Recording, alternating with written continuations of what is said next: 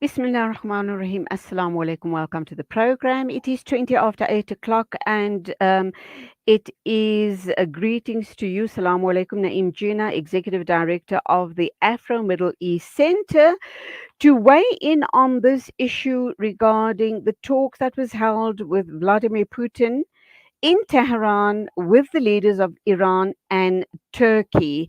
Does that then mean possibly good news for the global community regarding perhaps the end of the war and perhaps the opening up of that much needed vital food corridor to the rest of the world? Salaam alaikum, welcome.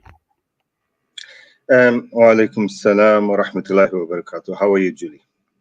With your du'as, alhamdulillah. Nice talking with you after a very, very long time. Yes, I've been under lockdown. And I have news for you. There might be another one around the corner because we understand there's a new variant, a new COVID variant that's starting to do the rounds. So that we're going to unpack a little later on with Dr. Jamdali. And I'm just hoping and praying it doesn't necessarily mean a lockdown. But let's get to the news that we want to unpack with you. How serious should we be taking these talks? Does it mean perhaps that there's going to be relief as far as the food corridor is concerned and as far as the Ukrainian situation is concerned? On the first question, yes, somewhat. On the second one, no, not really. Um, I mean, there's a backlog of food supplies in Ukrainian ports that have been blocked by the Russians and by the war in general. And part of the talks yesterday was around how that might be released. So there's a possibility that that could happen with the involvement of the Iranians and the Turks, that some of that food might get released. I'm really skeptical myself, frankly, that the food shortages around the world are completely related, or the created food shortages completely related to that. So even if those the grains that are backed up there are released, I'm not sure that it will make much difference to the prices that we're seeing, but that's besides the point. On the second issue, no, it's not going to result in Okay, Na'eem Jeenah's picture is just frozen there. Can you hear me, Na'eem? All right, let's try and reconnect with Na'eem Jeenah on this very important issue around the talks that were held in Iran yesterday by Putin and Erdogan with Iranian leaders. And this obviously is the issue around possibly the release of the food corridor reopening, but also the Russian war on the Ukrainians. And I guess the all important question is world peace. Is this If this war carries on, does that then mean that and I hate to be such a skeptic or a doomsday sayer, but does that mean if there is no resolution that we could possibly see a third world war playing out? A short break and we'll try and reconnect with Na'eem Jeenah.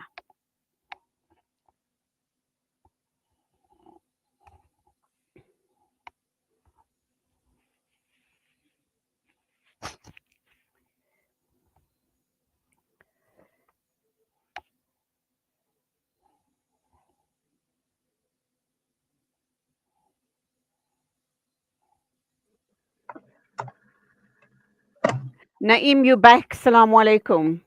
Walaikum Can salam. you? I didn't there. I was talking. I could hear you, but you couldn't hear me. Okay, I couldn't see you either. Welcome back. Do you want to pick up from where we left off? Okay. Carry on. Regarding the invasion into Ukraine. What does that mean for the rest of the world? How long is this war going to last? How long are the Ukrainians going to hold out? And which Western or Eastern countries, for that matter, do you believe might intervene or hold talks to end this madness? Well, as far as yesterday's meeting was concerned, I mean, the objective from Putin's side, and remember that this is only the second trip he's made out of the country since February. It's not normal for a leader of a country at war to be traveling around the world. So he really had certain objectives, and as far as the war is concerned, his main objective was to rally the support of Iran behind the Russian invasion of Ukraine. And it seems from statements that we've seen from the Iranian Supreme Leader Ali Khamenei that the Iranians have agreed. He made a statement that if Putin had invaded Ukraine, this war would have started anyway and been started by NATO. So he's got Iran somewhat on board as far as that is concerned. With Turkey, Turkey has been Can attempting to I play. May I just interrupt you there? What did he mean by that this war would have proceeded in any event by NATO? Let's understand that. Can you just unpack that for us a bit? I can't see how NATO would have gotten involved in a war in Ukraine. Well, look, the Russian argument is that the war is a result of NATO aggression. That it's because NATO has been expanding eastwards over the past couple of decades and wanting to get Ukraine into NATO. It was more the other way around. Ukraine wanted to get into NATO. Absolutely. And that it's because of this that Russia was forced to invade Ukraine to create, as they say, a kind of neutral corridor along their borders, rather than allowing NATO to come right to their borders. So that's the Russian argument. What Ali Khamenei's statement suggests is that he's agreeing with that.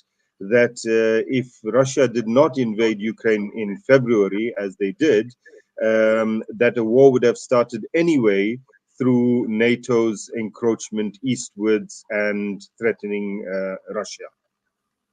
Okay, perspective, isn't it? It's all about perspective, which way you look at it. What else was discussed at this meeting that could have relevance to the global community? And do you know that if the end of the war was discussed, should have been discussed? And is there any hope that it might end sometime soon? Because, I mean, from what we see on mainstream media, Ukraine or most of the cities in Ukraine has all but been decimated. No, the Ukraine or Ukraine war was a marginal part of the meeting yesterday. Yes, Putin wanted to get Iran to openly and publicly give its support for Russia, but that was it. I mean, the bigger picture here is that Putin sees this as an opportunity, sees the war and its aftermath and its consequences as an opportunity to build a different kind of pole in a unipolar world, to create a multipolar world. And so the possible implications of what he's looking at are much more long term than a war with Ukraine or a war in Europe. And so he's looking at this kind of new alliance in a sense that would include Russia, it would include Iran, both of which, by the way, have been under sanctions by the United States. In the case of Iran, for more than 40 years. It would include China. Turkey is somewhere in that mix. Turkey also has suffered under some American sanctions recently, also has, in a sense, decided that its future lies not with Europe, but with the East. And so it's building a separate power bloc to the Western power bloc. And we see this, I mean, this is not the only part of it, but we see this perhaps symbolized in the international north-south corridor that Russia is working on, which goes from the northern part of Russia through Iran and into India. and possibly links up with the Chinese Belt and Road Initiative to create a whole new kind of infrastructure. Um, for example, for ships that are going from India to Northern Europe, this would cut down by about 25% the number of days needed to travel instead of going through the Suez Canal. So, what they're looking at doing is creating a new kind of infrastructure in the Euro-Asian region that will be built and owned, in a sense, by an alternate bloc to the West. But that's a symbol of the kind of future that is being looked at, which is to create a separate, in a sense, Eastern, although Russia, it's debatable about whether it's Eastern, a separate kind of Eastern bloc that will ensure that the Western bloc, and particularly the United States, is not the only pole or the only superpower in the world. So this is the kind of bigger picture that's coming out of this, and the Ukraine war has, in a sense, provided that opportunity. We find also, as a result of that war, a number of states, such as South Africa, a number of other African states, etc., have taken a position that is non-aligned as far as the war is concerned, neither supporting the US or European or NATO criticism of the invasion, nor supporting Russia directly, but claiming to want to take a non-aligned position. And all of this, I think, has the possibility of kind of long-term global effects in weakening the hegemony of the West in the world. Whether it exactly plays out in that way, we wait to see, but that's the kind of bigger picture objective.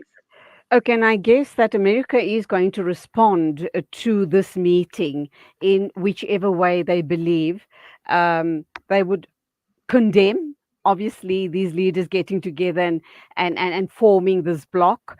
Do you think you'd get any sort of backlash from the states and other Western countries regarding this plan, this meeting, and how it's going to unfold in the years to come? More sanctions, Um, perhaps? Yeah. I don't think more sanctions. I don't think immediate kind of political or diplomatic backlash. I think that there is concern, particularly because the other part of the objective is to build the economic bloc in the way they are. So there is concern around that. I don't think that you'll get any immediate response. It is a long-term project, and the response will be more medium-term than immediate. But also to say, Julie, that the economic angle was very strong in yesterday's meeting. Of course, Iran, which has been basically what yesterday's meeting showed, is that Iran and Russia don't recognize American sanctions against each other, against two states. So Iran is quite keen to purchase more Russian weaponry.